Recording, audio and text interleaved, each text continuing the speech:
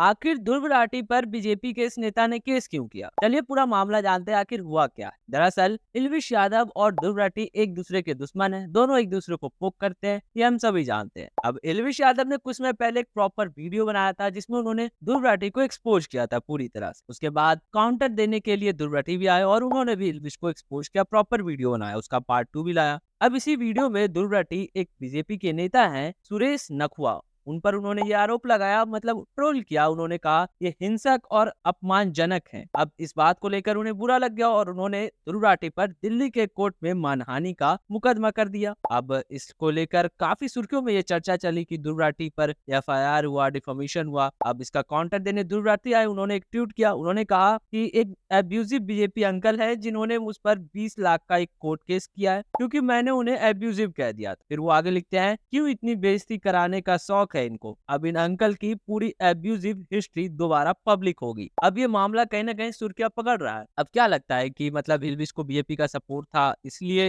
वो बीजेपी का case in पर हुआ, क्योंकि कहीं ना कहीं इल्विश भी अभी ईडी के चक्कर में थोड़े फंसे हुए दिख रहे हैं। अब ये तो हम भी जानते हैं कि ध्रुव राठी भी बीजेपी के अगेंस्ट होते हैं। क्या ये प्रॉपर प्लानिंग है ध्रुव राठी को केस में अंदर भेजने का, या फिर जो भी उनकी गलतियां हैं उसको लेकर केस करने का, डिफॉर्मेशन करने का? अब देखना ये होगा कि क्या ध्रुव राठी प्रॉपर एक वीडियो लाते हैं इन पर, या फिर उन पर जो केस है उसमें आगे क्या होता है। क्या वो केस हारते हैं या जीतते हैं, या 20 लाख उन्हें देने पड़ेंगे या जेल होगा, ये प्रॉपर देखना होगा आगे क्या होता है। अब इस पूरी खबर को लेकर आपकी क्या राय है हमें कमेंट सेक्शन में बताएं। तब तक के लिए मैं हिमांशु और आप देख रहे हैं हिमांश मीडिया।